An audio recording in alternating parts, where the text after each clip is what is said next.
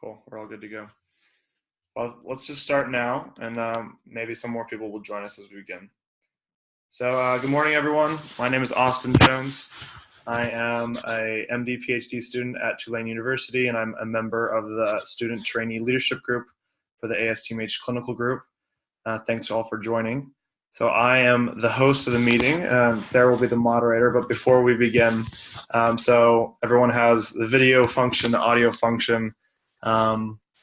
It's pretty self-explanatory. For the members on call, that will absolutely work as well. And we'll just go down the row. We'll have Sarah moderate. We'll start off with our panelists and open up to Q&A. There's a function, if you're on the app or on the web browser, there's a function to raise your hand to ask questions, or else if you're on phone, just chime in when we get to the Q&A section. And without further ado, Sarah. Thank you. So welcome, everyone. This is the Clinical Group Student Trainee Leadership Group webinar on the ASTMH Kean Travel Fellowship.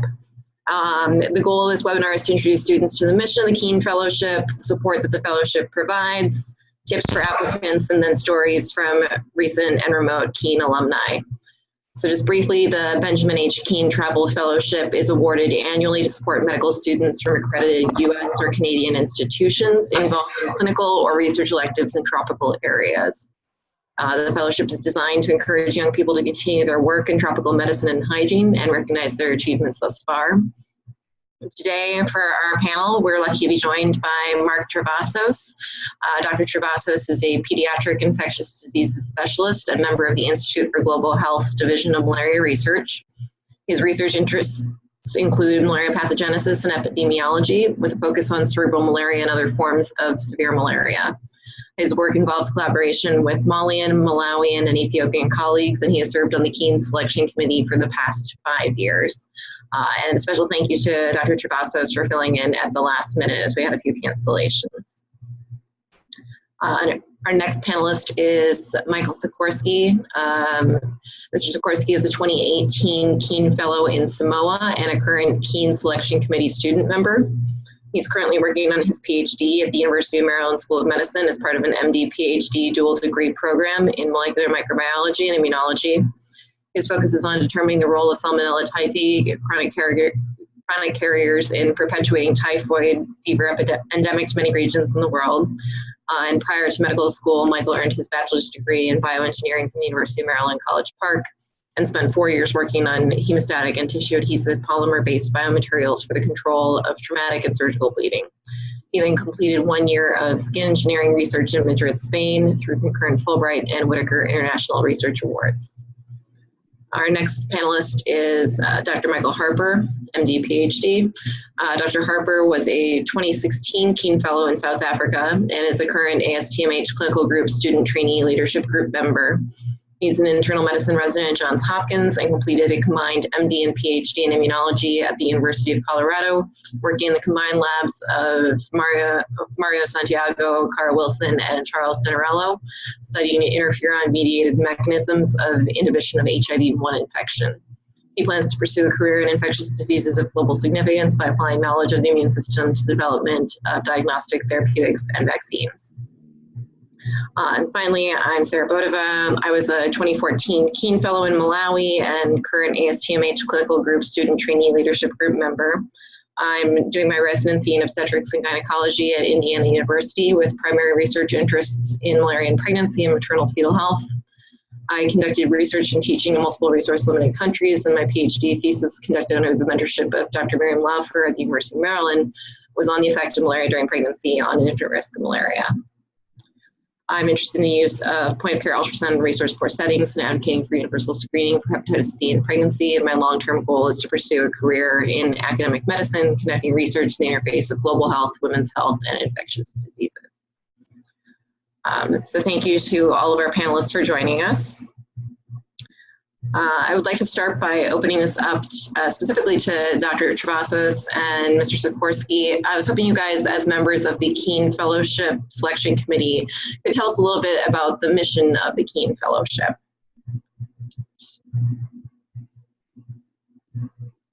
Can you guys hear me okay? Yes. Okay, yeah, I can start off a little bit about talking about the Kean Fellowship. It has, I think primarily two potential tracks you can go on.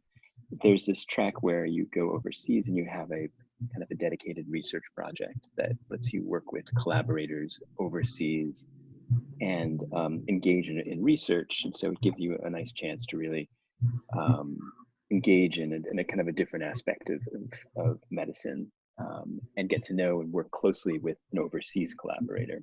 So typically that person would have engaged an overseas collaborator to put together a research project, as well as have an advisor at their home institution. So that's kind of a rewarding project. I think there are a lot of folks on the panel today who have PhDs.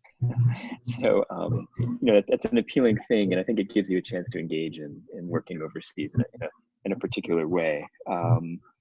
So I think that's exciting, but there's also a second pathway to doing the Kean Fellowship, which is a purely clinical rotation. And that's where you kind of put together this clinical experience that perhaps has very specific aims, like trying to get to see, work and engage in clinical leptospirosis cases, or leprosy or tuberculosis or something like that. And you've targeted a particular region, and you come with kind of particular goals that you want to get out of that experience. So that's kind of a different approach. Also requires some collaborations and establishment of an overseas mentor, but I think is rewarding in a different way, and is kind of exciting too. I'd say that so far in the past, typically the majority of the awards are more along the research line, but there have certainly been some exciting and kind of very cool clinical work that's been out there.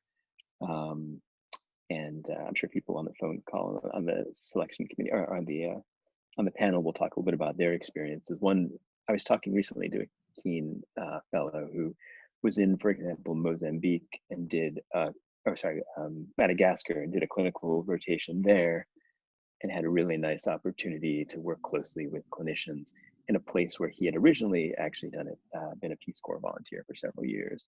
And so that was kind of a very rewarding experience that I thought he took a lot away from.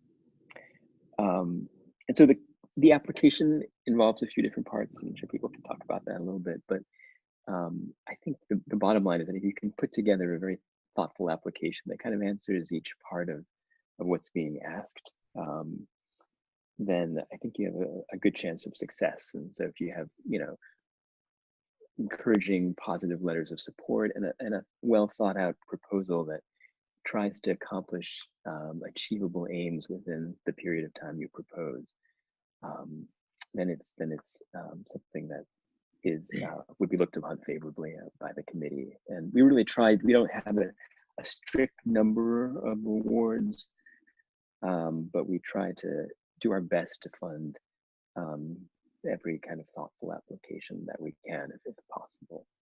So, to Michael from there, but I'm happy to answer questions about that process or how selection happened. Thank you, Dr. Travassos. If I'm coming in clearly, I'll give my answer as well, just to expand upon what Dr. Travassos has already said. With regards to the mission of the Kean program, I can speak from personal experience, having just been in Samoa last year, that I also think that the purpose of it is to invest in a future academic or a future clinical scholar, in the sense that if you have a project that's going to connect you not just with a short visit somewhere or a short type of work, if you have something that's going to be a platform that you can build something upon. And in my case, I was able to start not only a small project, but now it's becoming the focus of my PhD research. And I think, I assume that was also taken into consideration. So I think the Kean Selection Committee, one of their missions is to try to extend as far as possible the dollars that are going into one of these awards, with the hopes that someone will have it as a launching platform so that they can really take advantage of an opportunity for more than just one. The awards generally for about a month or more, so more than that one short period. Thank you. I was also hoping that you guys could talk a little bit about the application process itself. Sure, I can start with what it was like on my end. I'm sure everybody on the call or who is looking later on will know that the deadline's coming up quickly. So at this point, everyone probably has put together a proposal and have organized their letters of recommendation. And so I'll speak briefly towards the beginning of it, but with a little bit of advice as to the last few days, how they can polish their application. So at the beginning, after looking at the final Ben Kean call for applicants, it's really helpful to see where other students have visited, what the scope of their project has been, and I think the titles and short descriptions are very insightful into that. After looking at that, putting together an application with letters of recommendation and a very clear scope of the project is important. And at this point, with about 2 or 3 days left before the deadline, I think the most important thing is in reviewing all of your application materials to ask the question, not only is there a good reason why why this project is right for me as the applicant, but also why am I really right as an applicant for this project in this community that I'm going to visit and work with. And I think that if that can be elucidated in the last days just of rereading the text and trying to make sure that that's important. The packet itself includes a 1-page narrative describing your career interests, followed by a curriculum vitae and letters of recommendation. So all of those are submitted and together they'll be reviewed by the Kean committee. Dr. Travassos, do you have anything to add from more the technical perspective?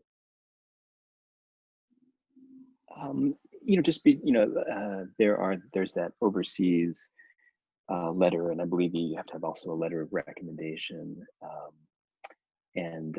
just trying to help seeing if the people who are writing letters can comment as best as possible on your abilities, and just make sure that you do things like send them your CV and try to answer their questions as best as possible. There's one thing I probably should add too, which is that you don't need to be somebody who's traveled extensively overseas to apply for the Kean Fellowship. It's really something that is intended to provide an illuminating experience. If you haven't that and it's a first-time trip, that's okay. And it's actually very encouraged, I would say, because I think that's an important us to try to experience and can potentially shape their career path. So just put your best foot forward, and do the best you can.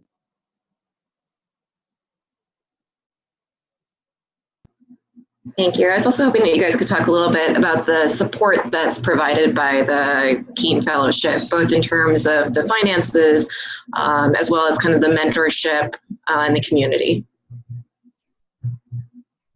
And Michael, feel free to jump in on this as well. Sure. Mark, Dr. Travassos, would you like to start with that one?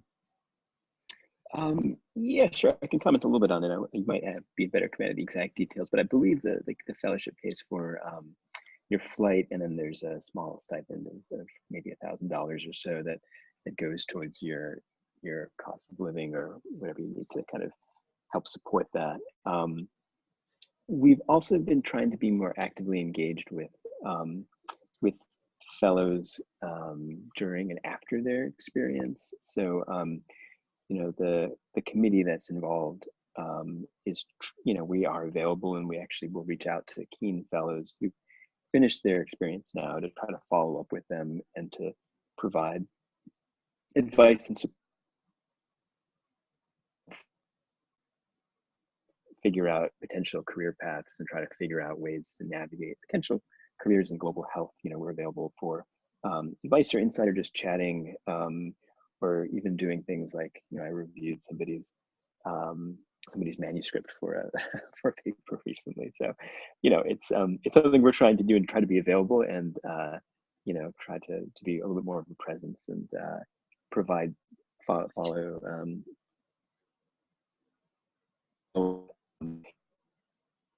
doing some follow-up sessions at ASTMH and trying to make it possible for Kean Fellows to come to ASTMH, the annual conference of the American Society of Tropical Medicine and Hygiene. I think this year it's being held near Washington, D.C.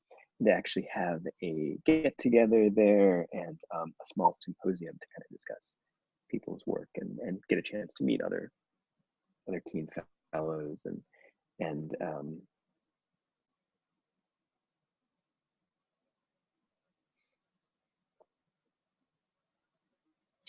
Yeah, I think you summed it up excellently, Dr. Travassos. I'm looking at the final Ben Kean packet, and to confirm the numbers you said exactly, a direct round trip ticket to and from the overseas location is included, and then $1,000 to offset living expenses. The mentorship program is something that we're trying to take advantage of this year, where each Kean Fellow will be paired with a mentor, and that those mentors are clinicians and researchers as people who are part of ASTMH, and all of them will be available for different types of mentorship that would really largely depend on what the mentee would like. So one example that Dr. Travassos alluded to was reviewing a manuscript. That could also be reviewing an abstract or a poster to try to present their work. I personally had to present the outcome of my work at an MD PhD seminar when I returned, and I think that would have been a perfect opportunity to connect with the ASTMH mentor, just to have an outside pair of eyes.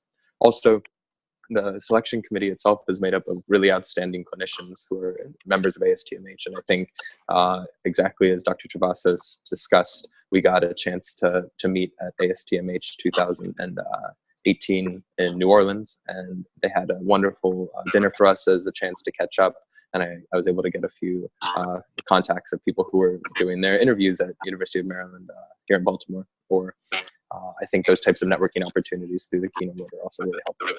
If anyone else has anything to add.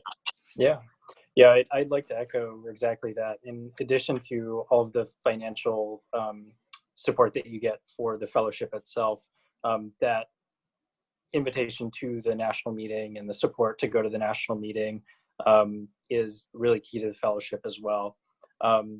At the meeting, as you mentioned, there are multiple sessions where you can meet with all the other Kean Fellows, past and present, and then also meet with not only the leadership of the Kean Committee, but you're invited to even, the presidential reception where you get to meet the leadership of the society as well. So really remarkable networking opportunities. And then, my experience with the Kean post-fellowship has been just getting more and more involved with ASTMH. For example, getting involved in the clinical group, and then joining the student training leadership group, as Austin and Sarah are on as well. So there are a lot of benefits that can come from the fellowship that are kind of downstream and not directly related to the project that you're doing, but has more to do with kind of joining the society. And that's a big part of it, is they're very welcoming and really kind of bring you into the society through the Kean Fellowship.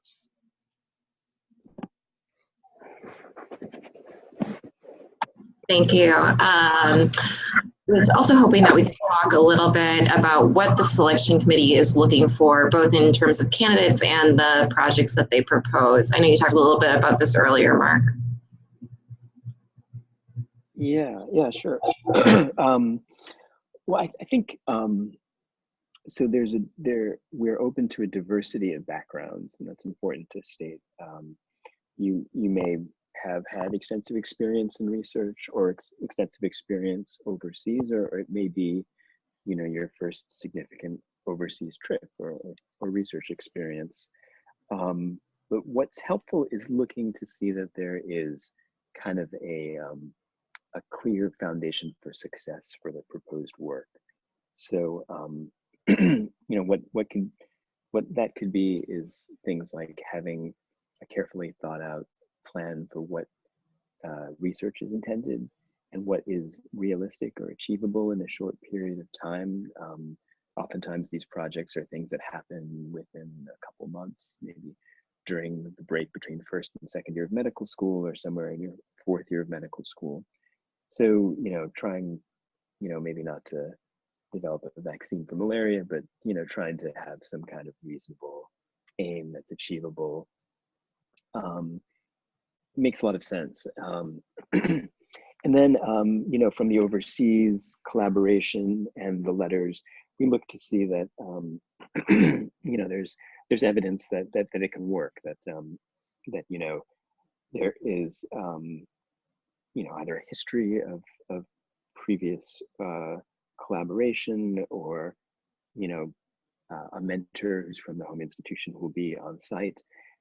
Anything that can really show that it's an achievable collaboration that could work.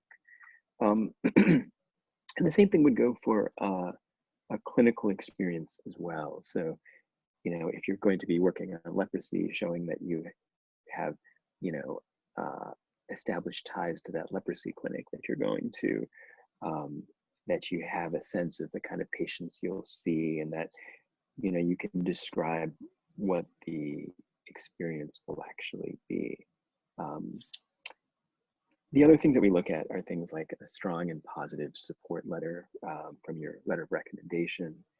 And then, you know, we definitely appreciate when we have individuals who are, you know, clearly accomplished and have a track record of doing well, or have achieved good things, and that I think probably includes most folks who are already medical students.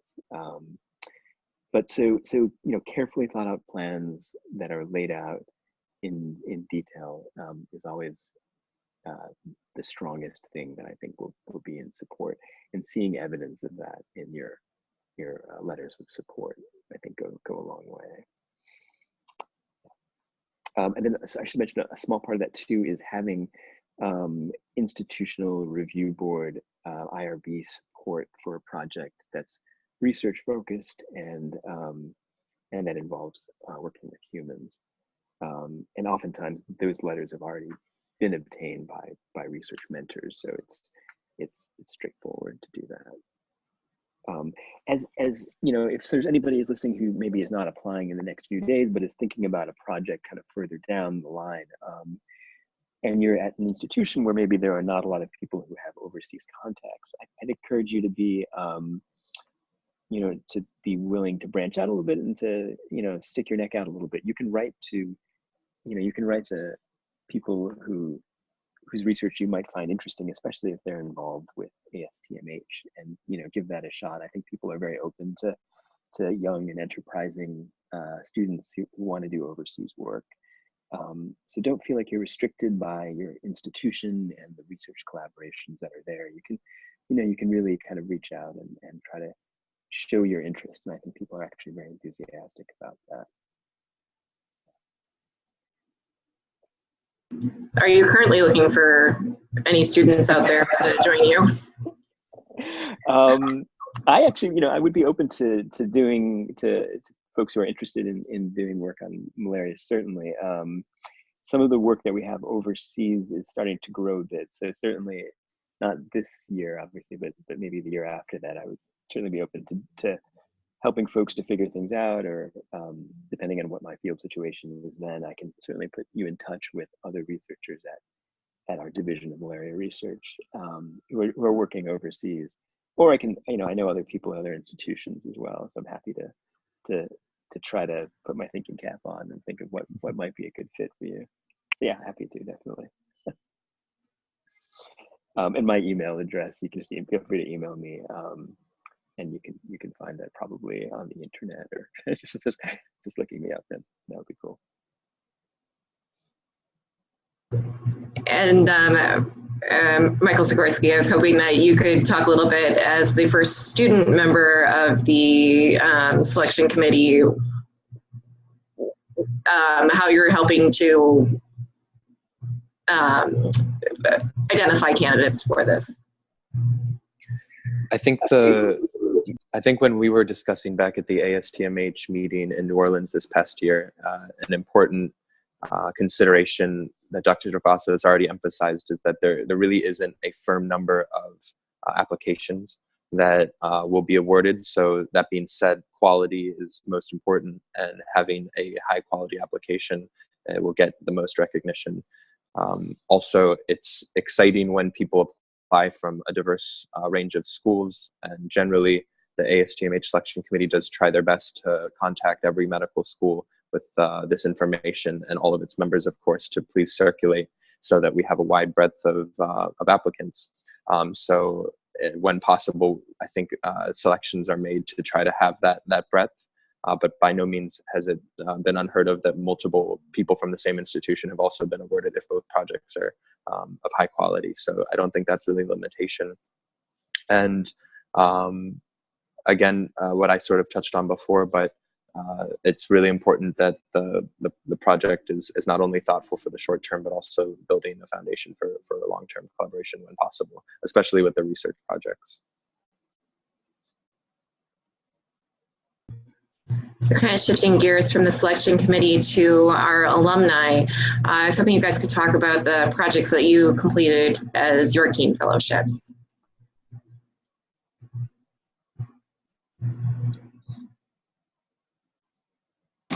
Okay, so I can comment a little bit on mine, and then Sarah, you're an alum as well, so I'll send it back to you after that.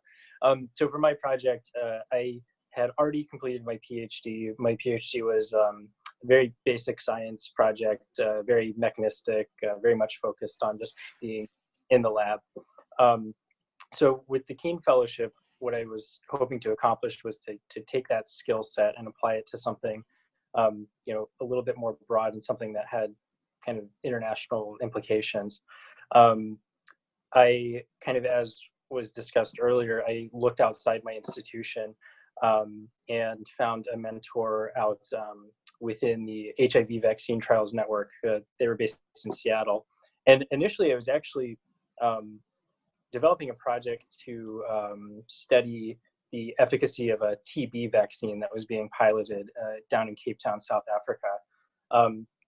Ultimately, that project kind of fell through, and it ended up being an HIV project in the end. But you know, it still kind of achieved my goals of looking more broadly into you know, doing a more translational project and doing something that had a little bit more clinical relevance, and also involved, you know, being at a site outside the US and seeing basically how these clinical trials, like how all of the enrollment was done, how incentives were set up to recruit participants and maintain participants. And, you know, really I learned kind of all the pieces that have to come together, even for a relatively straightforward clinical trial. And then my piece, my contribution, like I had the skill set to basically develop these assays to look at early markers of the innate immune response in response to these vaccines. So I was able to contribute as well as to learn in my experience there. And I'd also like to highlight that that was, you know, we mentioned you don't need significant overseas experience in order to apply to the fellowship, and that this was my first experience abroad. So I just wanted to highlight that as well.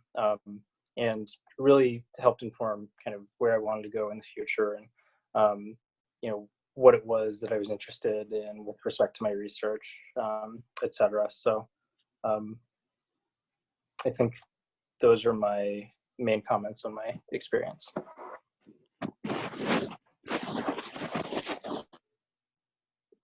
Okay. Since you shot that one back to me. So my experience, I was in Malawi in 2014, and mine was kind of the opposite end of the spectrum. So I had worked in Malawi before, was planning on doing significant further work in Malawi. Did my PhD work based off of a clinical trial that was there. And I used the Kean Fellowship to really kind of take the time to set up all of the sample collection for my PhD work. So I worked a lot with the lab techs and nurses in the hospital in order to set up cord blood collection and collection of blood smears, and working on setting up case report forms for a larger clinical trial. And then kind of the unique aspects of the Kean Fellowship for me were it allowed me to really argue for having a little bit more clinical time while I was doing my research in Malawi. I was able to, because of kind of the goals of the Kean Fellowship, I was able to argue that I should be following clinicians, spending time in the hospital, and seeing kind of how medicine's practiced outside the United States. So it really expanded what I was able to do and see in Malawi, even though it was a place that I had previously worked and continued to work.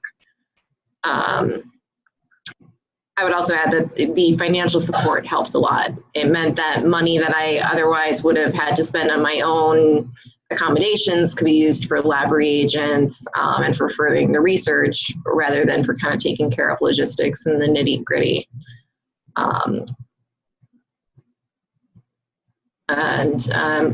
Michael Sikorski, can you jump in on your project a little bit? Absolutely. So my project this past summer, in July and August of 2018, was in Samoa in the South Pacific. And I had proposed, as part of a very brand new typhoid fever control program, we are setting up a new lab and a new collaboration with the Ministry of Health in Samoa, we being the Center for Vaccine Development here at the University of Maryland. And so I saw that as an opportunity to try to get involved. And working with the head of that program, Dr. Mike Levine, I created and carved out sort of a niche thing that could be done that at that point didn't require IRB approval because it wasn't dealing with human subjects. And it was focusing on strengthening surveillance for Salmonella typhi, the causative agent of typhoid fever. And it was really looking at septic tanks, actually. So I was trying to design and to verify that methodology could be put in place to use a very old technique called Morse swabs, which is just like hospital gauze tied with a fishing line, quite literally, and placed inside of either a flowing river or a sewage effluence, or in this new application, a septic tank, and trying to see if you can recover Salmonella typhi or other enterics that would potentially be causing disease and illness. And so it was an opportunity for, I think the timing was right in my case, that this was a new collaboration. I think the fact that environmental surveillance of this type wasn't originally involved in the overarching project, so I brought something to the table in that regard. And I also was looking for like a rotation and a project for my PhD in microbiology, so it really fit that timeline as well. And so I tried to take advantage of those rather than to go against those. And I think everybody, of course, will have unique circumstances, but depending on what opportunities are available, I think leaning into them rather than trying to stay head set on needing to do an experience in a specific place with a specific mentor, a specific project. And sometimes it's best to look around and see what projects are new or developing and what they can bring to it. And I think, again, the point of not doing human subject research at this time with this new of a project, I think was also a very, very good decision, because it would have been far too difficult. So my actual experience was exciting. We did set up a microbiology lab in a new auxiliary building for the Ministry of Health of Samoa. And I got to operate in that capacity to actually build a lab in a way that was suitable for what I needed, and then work with the environmental surveillance officers from the Ministry of Health doing what they already are doing, but incorporating this new methodology in household visits of acute cases of typhoid fever, and trying to demonstrate this method as a viable alternative for surveillance. So I was there for 6 weeks and then got back, and since I have continued on with the project. I revisited through other means in January, and I'll be focusing on typhoid fever in Samoa for my PhD. We kind of already talked a little bit about the mentorship opportunities that the Kean Fellowship affords. I just wanted to see if there was anything else anyone wanted to add on that, particularly after the fellowship period. I think that would be my area of expertise at the moment. The reason being that we tried to define what really a mentor could do. And I'm actually going to try to find the list that I created for this, because I think it would be really helpful to read off of that. Just one moment.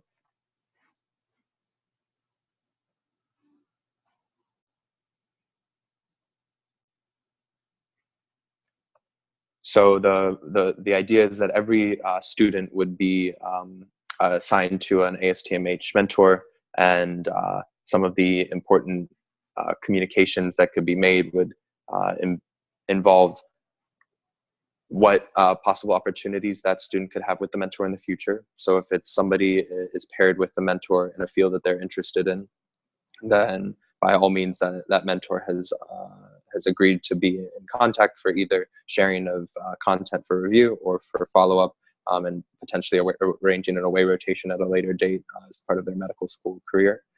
The onus will largely be put on the applicant or the mentee in this case to build a relationship with their mentor in a way that is meaningful to them.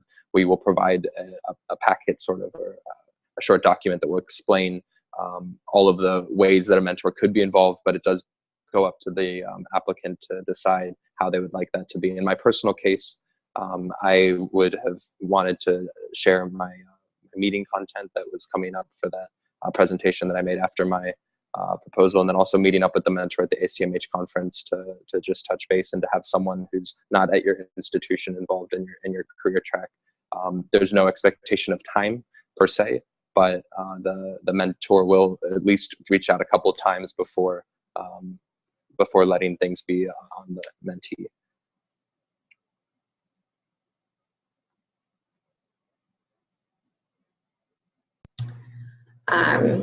And then there's tons of medical students who come into medicine with strong interest in global health, and there's a very high attrition rate for people who actually go on to do work in global health. One of the goals of the Kean Fellowship is to kind of facilitate that continued involvement in global health. So I was hoping our panelists could talk about what work in global health you have done since completing the Kean Fellowship and future plans.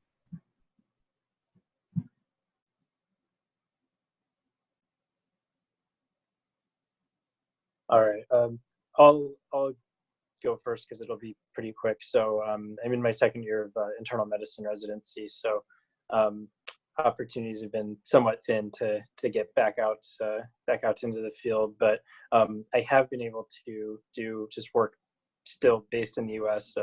On a project trying to figure trying to quantify risk factors for poor outcomes in TB treatment. So I'm still working in an overseas collaboration, just kind of accepting that my feet will be staying on the ground for the next year or so. And then in terms of future plans, applying to the EIS program right now with the CDC, and just kind of knowing that I have that Kean Fellowship experience behind me, so should be more competitive for some of the international topical areas, and they know they can send me elsewhere and that I can kind of function in a new environment. I think that was something helpful to have behind me. That's it for right now.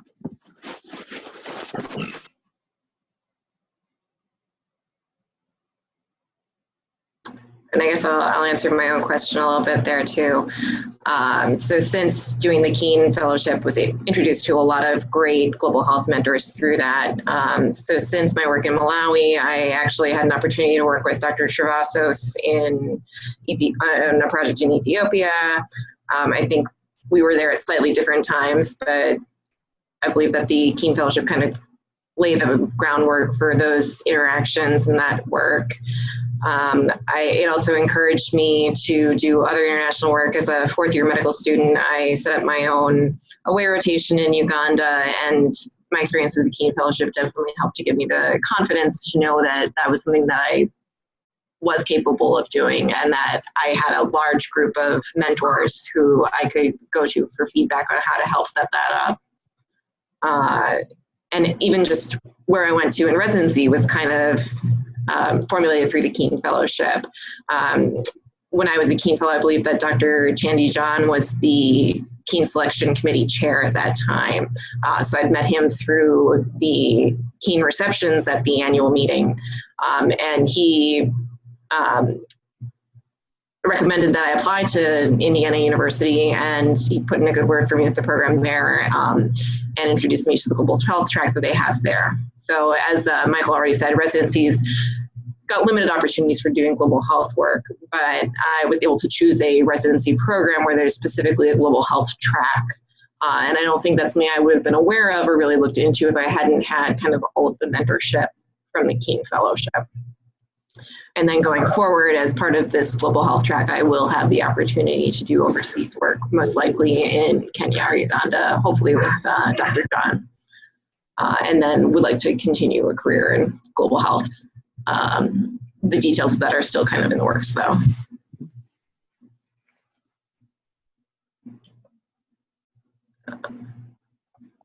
So one or two last questions before we move and open us up to the audience.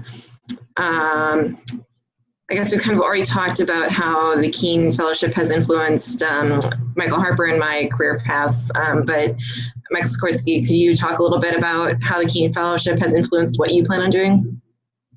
Absolutely. I, believe it or not, entered into medical school very focused on primary care and interested in family medicine, among other similar specialties. And after joining an MD PhD program and deciding to stick around for a few more years, I started thinking about other options. And when I was able to get this particular award to go to Samoa, it basically gave me the chance to start a chapter based on global health in this Oceania, Polynesian country. And I've already had some wonderful mentorship from the Ministry of Health physicians and public health policy makers that are making me realize how tangible change can be made at a countrywide, albeit a smaller countrywide level.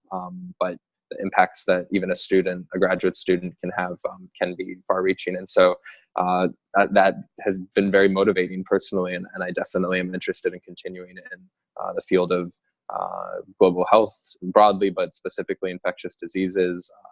I know that many do pediatric infectious diseases, but one other interesting turn that I think will be of interest to me going back to medical school in a few years from now, it's critical care. And it was absolutely fascinating to see the critical care unit in Samoa at their main hospital in Apia, because they have excellent physicians and a number of they have quite an abundance of resources in terms of technology. But one thing that is always welcomed with open arms and interest is the help of a consultation on any critical care patient. And so our physician, who's part of our typhoid fever control team, is actively engaged in offering those consultations as a pediatrics ID doc, and one who's built an ICU through Doctors Without Borders, Dr. Sachin Desai. And that consultation aspect is very meaningful, I can tell, for him, and it makes his experience with our program and also with the clinical work in Samoa exciting. So that being said, just getting to be a part of that and to see what he does has attracted me to those types of disciplines as well. So being involved in a global health research project of sorts, working with local public policy makers, Ministry of Health personnel, and ultimately having a role as a physician too that can offer those types of short-term but very welcomed conversations and consultations when possible. So that's some of the pieces that are starting to build up. I'm not sure how that will look in 5 or 6 years from now when I'm entering residency, but I'm very excited to see, and I know that none of it would have even crossed my mind had it not been for the opportunity afforded by a trip to Samoa and a cool research project.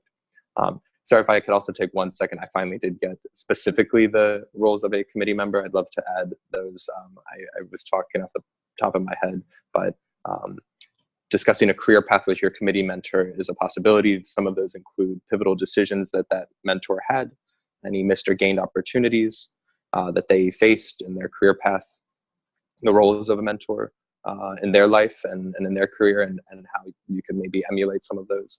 Discussing the necessary sacrifices perhaps that some of these ASTMH selection committee mentors have made, or any regrets that they might have. These are all conversations that the mentors will be willing and ready to have with their mentee. I've discussed with the mentorship aspect reviewing an abstract or a presentation, but maybe one step further, discussing an ethical dilemma that you might be facing in your current or future research, specifically with international work.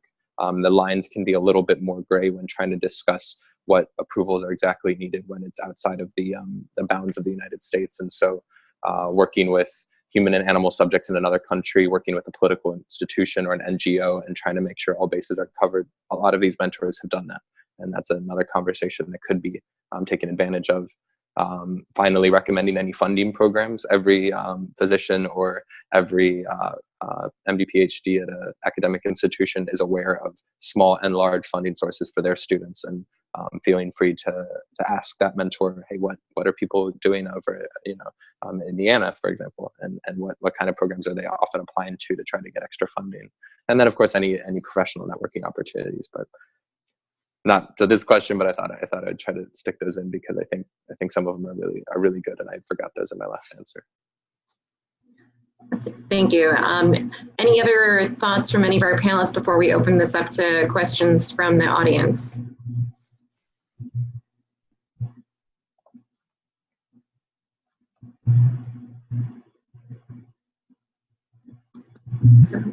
Okay, audience members or member, please feel free to type in any questions that you have.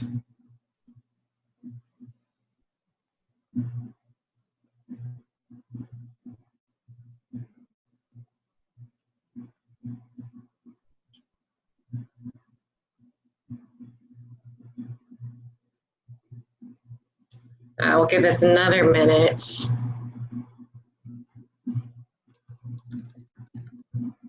I can go. I will be an applicant this cycle. So you spoke of letters of recommendation in the beginning. I know there's one from the on-site supervisor, and then you have your sponsor's letter from your home institution. Are those the two that you're referencing, or are there room for more letters of recommendation? Yeah, so those are the two letters that that are asked for by the committee. I think we do that in part just because we don't want to put too much more of a burden on you. I think if you have two strong letters there, you don't really need to have anything else. Like we said before, yeah, I think that should be fine. Sounds good. So in the case that I've only been in contact with the site supervisor via email and no personal in-person relationship, is that normal, or is it fine for that one just to be kind of a generic, we support him, we're looking forward with the logistics are in place, and then the institution supervisors more of the recommendation aspect? Yeah, that should be fine. I mean, I think what the overseas person can do is to kind of talk a little bit about how the setup is there for you to succeed. They may not be able to comment on your personal qualities, but they can say, we have space, we have these patient charts that are ready for you to be evaluated, or lab space, or things like that just show that they're able to accommodate you and to help you to achieve your aims. Great. Even if they can't comment on you personally, that's okay. Okay, perfect. Thank you so much. Sure. Well, with our last few minutes, I would just like to get some closing thoughts from all of our panelists. I'll start since I'm kind of putting you guys on the spot. What I'd like to say to all of our future Kean Fellows and applicants out there is, I think even just going through the process of coming up with a project and setting up a collaboration with an international colleague, even if it doesn't result in getting the Kean Fellowship, is an incredible experience. I, of course, hope that you all have projects that do get funded because I think it's a great mechanism, but I would encourage you to try regardless. And then I think really the truly special aspect of the Kean Fellowship is the network of alumni and mentors that you meet through the fellowship. Like I said, I've had many individuals who I met as a result of the Kean Fellowship who've helped to shape my career trajectory, and who I know I can go to when I have questions or need a last minute panelist for a webinar. So I would encourage everyone to apply and to stay involved with tropical medicine and ASTMH. I'd be happy to go next. Very briefly, just the biggest thing for me was there really is in my career trajectory right now, or my academic trajectory, sort of a before the Ben Kean visit to Samoa, and then the after. And I feel very much so part of the tropical medicine community at ASTMH after going to TropMed 2018 and sort of getting to wear the little badge that says Ben Kean and everything. You felt like within this enormous society that spans hundreds of, like, over 100 countries, and people come, 4,000 people come to this meeting, you feel like you have a place. And that would be in contrast to the year prior, where it actually was held in Baltimore. And I made some visits after medical school classes. I tried to go on a couple days, but I just didn't feel like I was a big part of it yet. And so it was very, very, very exciting to go after having done the award. And it stems exactly from what you're saying, Sarah, that the process of going through it really makes you understand why people do what they're doing, and how hard and exciting it can be to come up with a project that's meaningful for the location where you're working, and the people ultimately are what make it exciting. So hopefully people who look at this webinar will also have the chance to think about this for the next application cycle, and it doesn't have to just be for this one, but starting early and making some of those contacts. You never know. Okay, and my comments would be to encourage everybody to apply, even if there's nobody at your institution that you kind of know of. Just start looking, look broadly, and regardless of kind of the outcome of the Kean Fellowship, you join the society, join the clinical group, join the subgroups that are relevant to you, and it's a great way to be involved. That's all. Yeah, I guess I would say, yeah, I just encourage everyone to be open-minded about potential work that's out there. I think, as Michael was saying, that you know, if you're open to different experiences and you're willing to kind of be open-minded about what you can get involved in, then there are a lot of opportunities out there. And you know, I think, as other folks have said, the actual society, the American Society of Tropical Medicine and Hygiene, is actually a really enthusiastic society, and it's definitely the warmest meeting I go to, you know, every year. I look forward to it. It really seems like a large family, and I think it's exciting to, it should be exciting to any applicant as they kind of start to make their inroads into this society, because I think everyone's very welcoming. It's one of those places where you can really, at any meeting or any subcommittee thing, you can just turn to the person next to you, you can have an interesting chat, learn what they're up to, and I think it's so it's a lot of fun, and I think hopefully people are enthusiastic about it, and that translates into interesting projects, and hopefully getting involved in the long term in the society. So yeah, I encourage everyone to do so. Well, thank you so much to all of our panelists, and thank you to all of our attendees. Austin, I think you said we're recording this and it will be available via I will TBD. send the copy, and it will be uploaded through ASTMH. Thank you so much. Thank you. I think we can stop recording now.